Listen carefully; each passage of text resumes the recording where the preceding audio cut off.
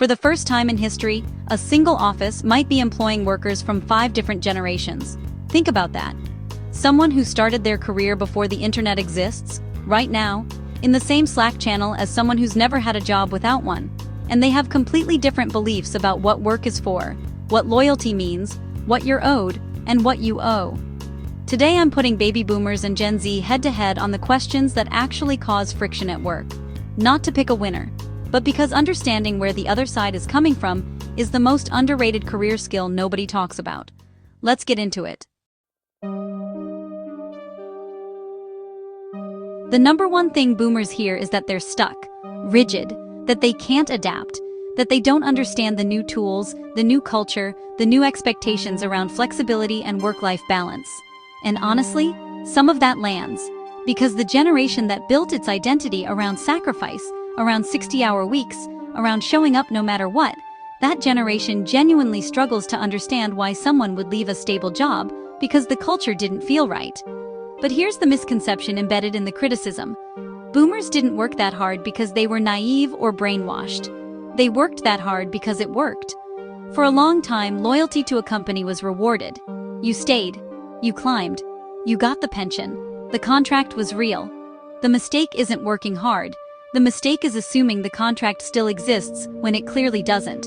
And that's a conversation we'll get back to. The word that gets thrown at Gen Z more than any other is lazy.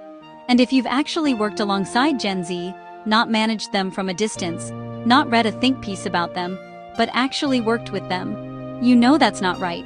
What looks like laziness from the outside is almost always something else.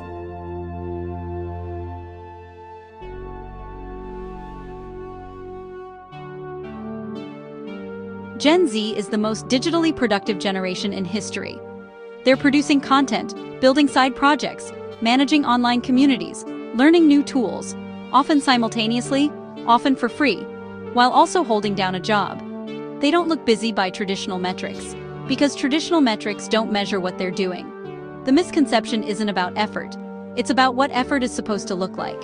If you're measuring work ethic by hours in a seat, you'll always underrate the generation that figures out how to do in 3 hours what used to take 8.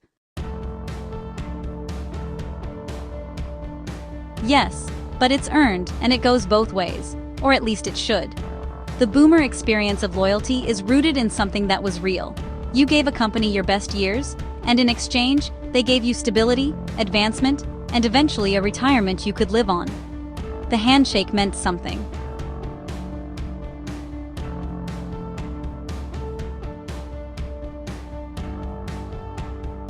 The reason boomers still believe in corporate loyalty, even when the evidence has eroded, is because for most of their careers, they lived it.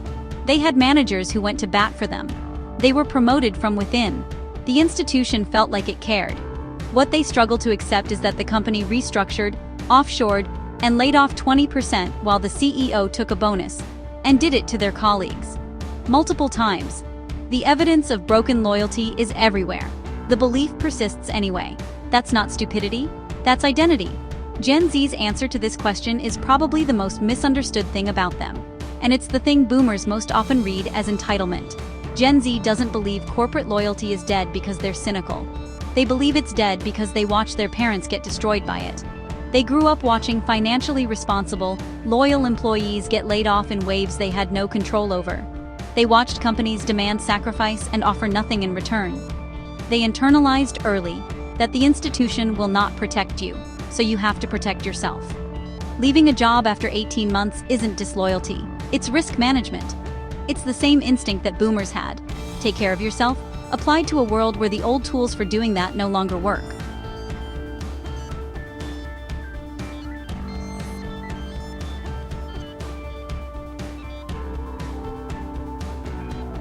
The generation gap on loyalty isn't about values, it's about evidence.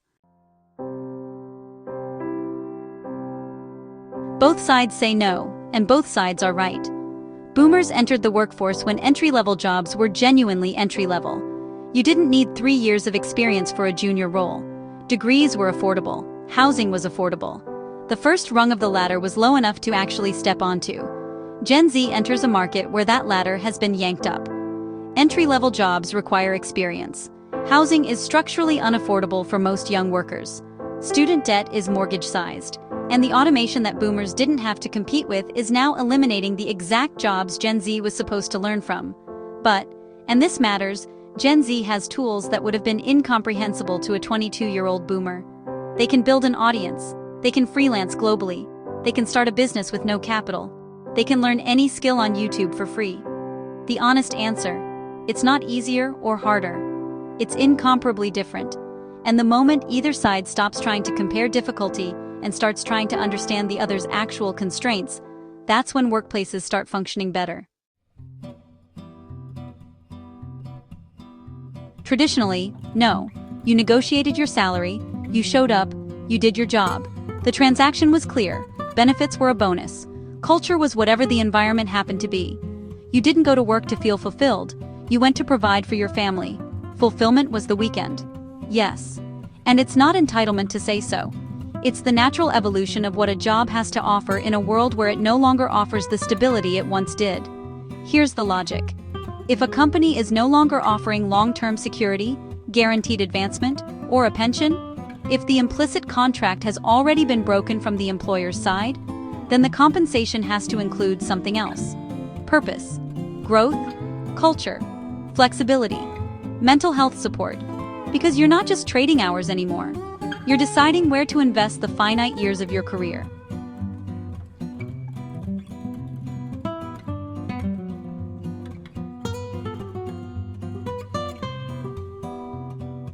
The companies that get this, the ones that offer genuine flexibility, real growth paths, and a culture worth staying for, they have the lowest turnover. Not because Gen Z is won over by a ping-pong table, but because those companies are offering something real in exchange for something real. Boomers broadly, stability first, money second. Passion was something you found after hours. Work wasn't supposed to light you up, it was supposed to pay the mortgage. Gen Z, broadly, purpose first, then money, then stability. Not because they don't need money or stability, they desperately do, but because they've watched stability prove to be an illusion, so they're not going to sacrifice meaning to chase something that isn't guaranteed anyway. This isn't naive idealism, it's adaptation.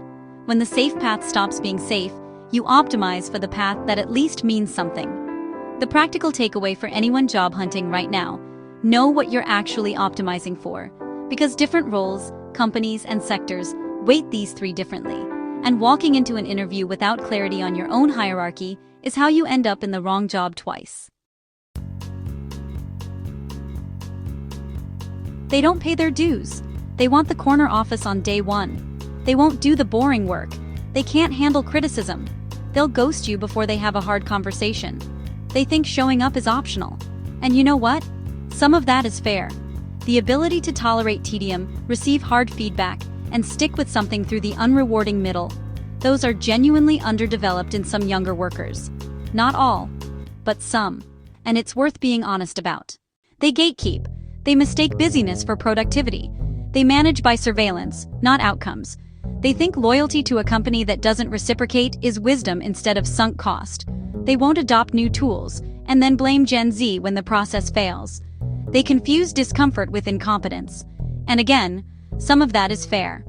Resistance to change dressed up as experience is one of the most expensive things that happens in organizations. The inability to separate, "this is how we've always done it," from "this is the best way to do it," costs companies more than any amount of quiet quitting. Here's the thing nobody says in these conversations. Boomers and Gen Z want almost exactly the same things from work: security, respect, acknowledgement that their contribution matters, a sense that the work means something, fair compensation for what they actually deliver. The difference isn't values, it's the world those values are being applied to. Boomers built careers in a world where institutions could be trusted to hold their end of the deal. Gen Z is building careers in a world where that trust has already been broken, and they're adapting accordingly. The worst thing that can happen in that friction is that both sides dig in. Boomers doubling down on standards that were written for a different economy. Gen Z writing off every older worker as someone who doesn't get it. Because the boomer who's watched their company restructure 4 times actually has something genuinely valuable to teach you: how to survive in an institution that doesn't care about you. And the Gen Z worker, who's figured out how to produce twice as much in half the time, actually has something to teach the manager who still equates face time with commitment. If you're early in your career, understand this. The most valuable people in any workplace aren't the ones who align with one generation's approach. They're the ones who can translate between them. That's not a soft skill, that's a superpower. Subscribe if you want more of these conversations. Every Tuesday, one new angle on the work landscape most career channels aren't willing to be honest about. See you next week.